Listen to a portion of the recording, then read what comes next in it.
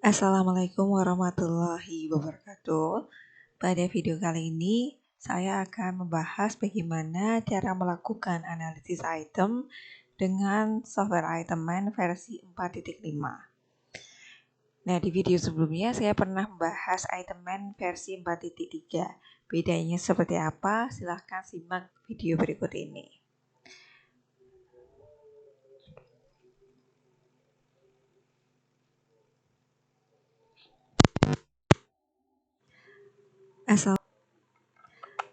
Assalamualaikum warahmatullahi wabarakatuh.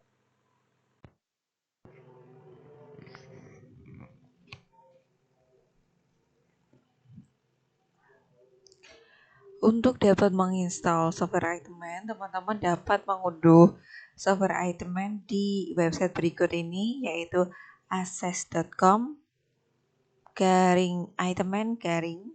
Kemudian nanti teman-teman diminta untuk mengisi data, kemudian link unduhnya akan dikirimkan ke email teman-teman masing-masing. Nah, untuk tampilan Itemman 4.5 yaitu sebagai berikut. Sebenarnya tampilannya hampir sama dengan versi 4.3 atau mungkin 4.4. Hanya saja di Itemman 4.5 ini memungkinkan teman-teman untuk melakukan pemeriksaan differential item functioning. Oke. Nah, untuk melakukan analisis dengan Itemman, teman-teman perlu menyiapkan dua buah file. Yang pertama yaitu data matrix file. Data matrix file ini adalah data berisi respon jawaban dari subjek yang akan dianalisis. Kemudian yang kedua adalah item control file, yaitu berisi kunci jawaban. Nah, kita bahas dulu terkait data matrix file. Nah, untuk data matrix file yang akan kita coba analisis yaitu terdiri dari 15 soal, di mana 15 soal ini merupakan soal multiple choice ABCD yang telah dikerjakan oleh 30 siswa. Nah, salah satu cara untuk bisa melakukan analisis file ini perlu kita save as ke dalam bentuk lain. Nah, kita save as terlebih dahulu. Nah, kita save as. Kemudian kita pilih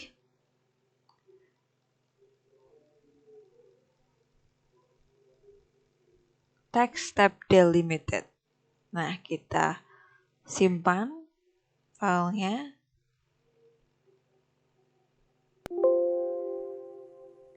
Oke.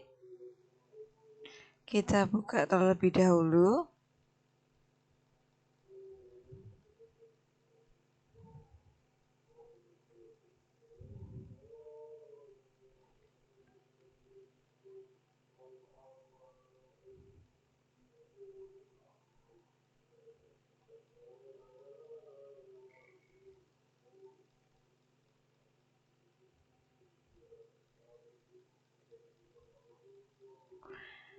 Nah, kemudian nanti filenya jadi seperti ini, yaitu file notepad.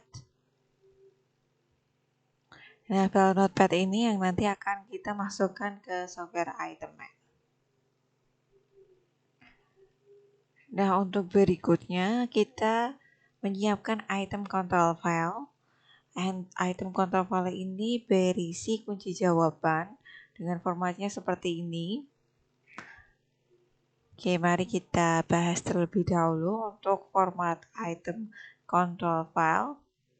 Nah, jadi item control file ini ada 6 kolom. Kolom 1 ini berisi item ID, misalnya soal 1, soal 2, dan berikutnya. Kemudian untuk kolom 2 berisi kunci jawaban. Kolom 3 berisi jumlah pilihan jawaban. Karena tadi kita pakai pilihan ganda 4 pilihan jawaban, maka di sini kita isi 4. Kemudian kolom 4 berisi area penilaian. Kalau semisal tesnya ini hanya berisi satu tes, bisa kita tulis satu aja. Tapi kalau semisal tesnya terdiri dari beberapa bagian, misalnya kita bisa tulis satu, kemudian kalau di bagian 2 bisa kita tulis 2. Kemudian 5, status inklusi. Status inklusi ini adalah kita itu mau menganalisis soal ini atau enggak. Karena mau kita analisis semua, maka kita isi Y atau yes. Kemudian tipe itemnya, yaitu multiple choice. Nah, jadinya seperti ini. Ini kunci jawaban, kemudian jumlah pilihan jawaban, kemudian semua item akan kita analisis dan bentuk itemnya adalah multiple choice. Nah, untuk bisa dianalisis di itemen,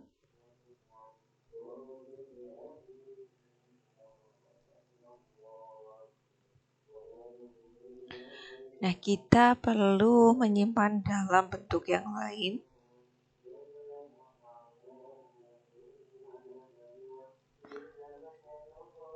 Nah, di sini kita tulis kunci jawaban.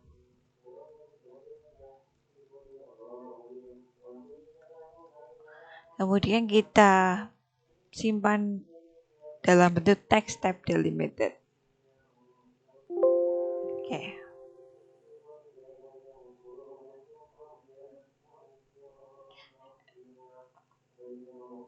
Nah, berikut ini filenya, kunci jawaban 15 soal. Nah, kita kembali ke itemen. Nah, file yang akan kita analisis sudah kita siapkan semua. Maka kita bisa klik bagian ini. Kemudian teman-teman ingat tadi menyimpannya di sebelah mana. Nah, file yang tadi mau dipakai itu bentuknya adalah text tab delimited. Nah, maka teman-teman harus mengset all file terlebih dahulu. Nah, untuk respon jawabannya di bagian atas, open. Kemudian item control file, klik all file, kemudian kunci jawaban masukkan. Nah, untuk di item main 4.5 ini, itu juga memungkinkan untuk menggunakan data item main 3, di mana data item main 3 itu antara respon dan juga kunci jawaban itu dijadikan satu. Nah, kemudian output file kita pilih mau disimpan di folder mana. Nah, misalnya saya tulis di sini output 15 soal. Oke. Nah, setelah bagian ini, teman-teman masuk ke input format. Nah, di bagian input format ini, karena data kita itu udah merupakan text tab delimited, teman-teman bisa klik tab.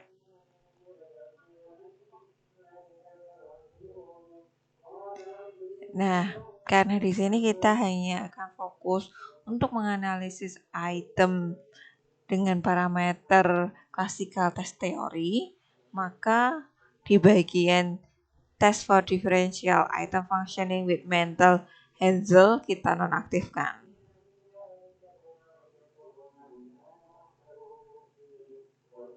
Nah, ini silahkan diset dulu pakai tab response. Scoring optionnya tidak perlu teman-teman utak-atik. Ini juga tidak perlu diutak-atik. Nah, di sini kemudian bisa langsung kita run. Oke.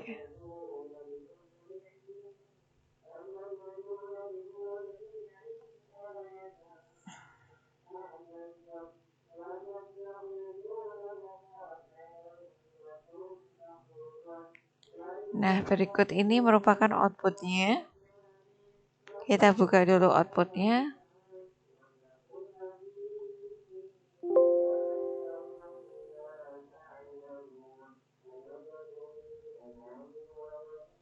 Oke, outputnya sebagai berikut.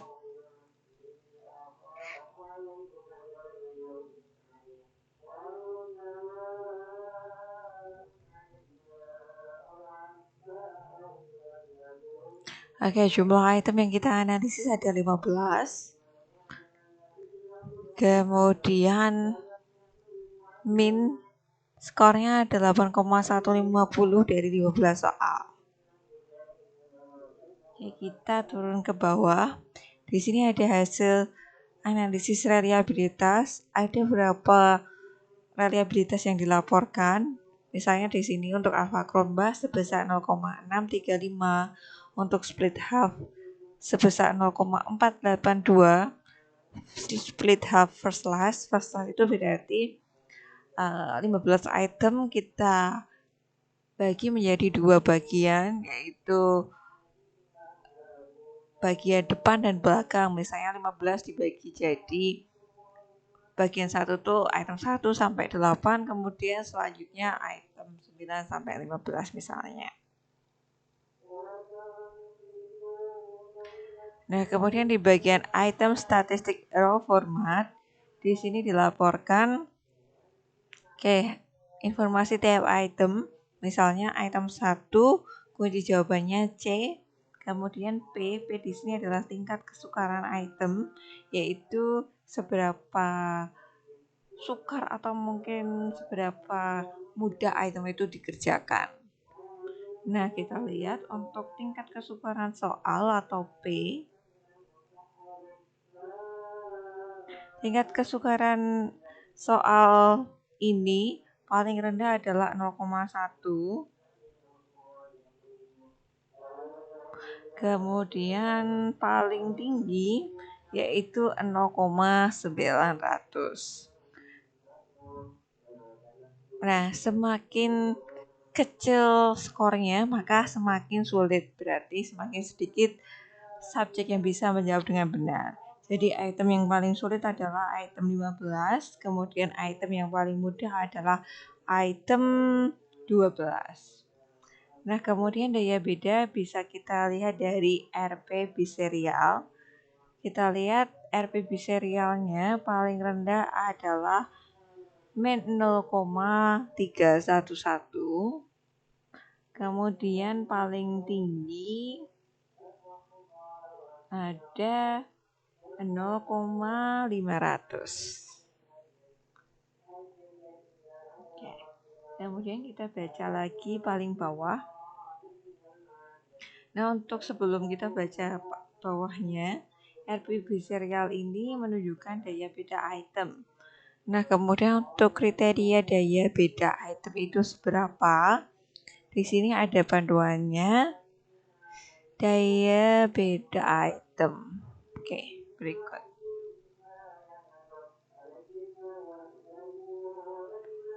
Oke, untuk indeks kesukaran sebagai berikut. Kurang dari 0,3 item sulit, 0,3 sampai 0,7 sedang, lebih dari 0,7 mudah. Nah, untuk daya beda item yang paling bagus itu 0, paling enggak 0,3, atau secara rinciannya sebagai berikut. Intinya 0,3 itu udah little or no revision is required.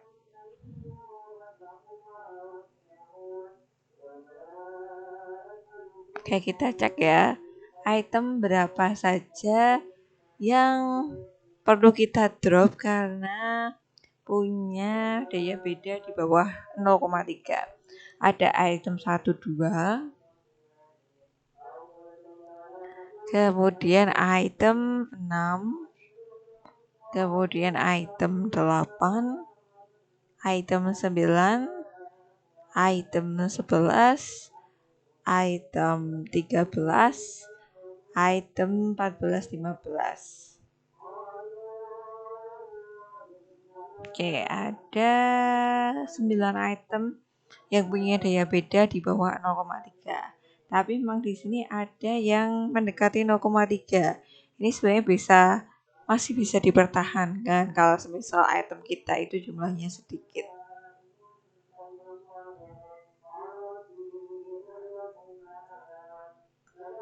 Nah, untuk selanjutnya, untuk menentukan item mana yang akan dipertahankan, direvisi, atau dihapus, perlu analisis lebih lanjut, yaitu kita perlu membuat tabel integrasi yang nanti isinya adalah rekomendasi apakah item tersebut akan dipertahankan, direvisi, atau dihapus. Untuk tabel integrasinya seperti ini. Ada nomor item, tingkat kesukaran item, daya beda, seberapa banyak atau mungkin proporsi subjek yang memilih, kemudian saran itemnya berapa. Oke, kita lihat dari outputnya. Kemudian kita bikin tabel integrasinya seperti ini. Di sini ada 15 item, kemudian ada informasi tingkat kesukaran dan daya beda. Untuk tingkat kesukaran dan daya beda, kita bisa copy paste di bagian ini. Kemudian kita pindah langsung aja. Nah, untuk bagian ini proporsi subjek yang memilih pilihan A, B, C, atau D bisa kita lihat di bagian bawahnya. Nah, ini item 1, kuncinya C, terus tingkat kesukaran 0,5, daya beda 0,097. Nah, kemudian proporsi pemilih tiap opsi jawaban ada di sini. Ini bisa kita copy, kemudian paste ke sini. Nah, pastenya perlu kita transpose.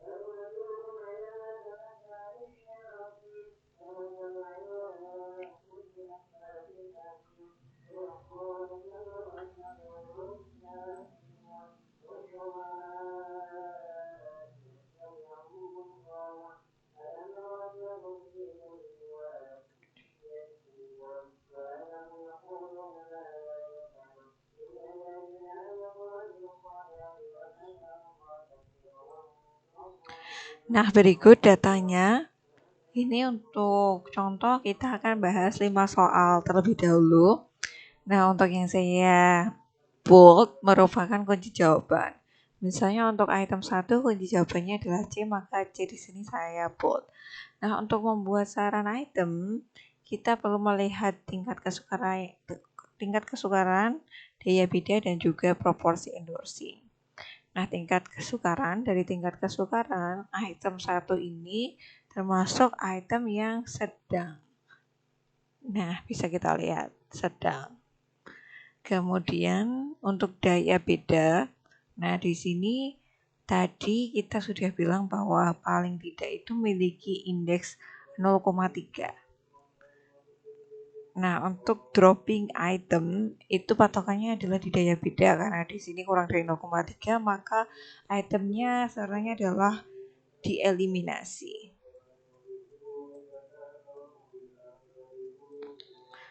Nah, untuk pilihan jawaban di sini berfungsi bila ada subjek yang memilih, kemudian paling tidak dipilih 2% dari seluruh peserta, yaitu kisaran 0,02.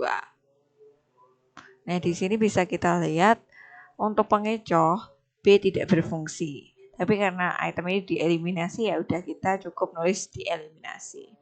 Untuk item 2, daya bedanya juga kurang dari 0,3 maka kita eliminasi juga. Nah, untuk item 3, nah ini untuk daya bedanya lolos karena di atas 0,3. Tapi kita lihat untuk proporsi endorsingnya. Nah, untuk item A ini perlu kita revisi. Opsi A perlu revisi karena ternyata tidak berfungsi karena nggak ada yang milih sama sekali. Untuk item 4 ini juga lolos karena daya bedanya lebih dari 0,3. Nah, untuk opsi apakah perlu direvisi? Tidak perlu karena semuanya berfungsi. Untuk item 5 daya bedanya juga bagus. Semua opsi juga dipilih jadi di sini lolos. Nah, sekian tutorial atau panduan untuk melakukan analisis item dengan software Itemman 4.5. Semoga bermanfaat. Wassalamualaikum warahmatullahi wabarakatuh.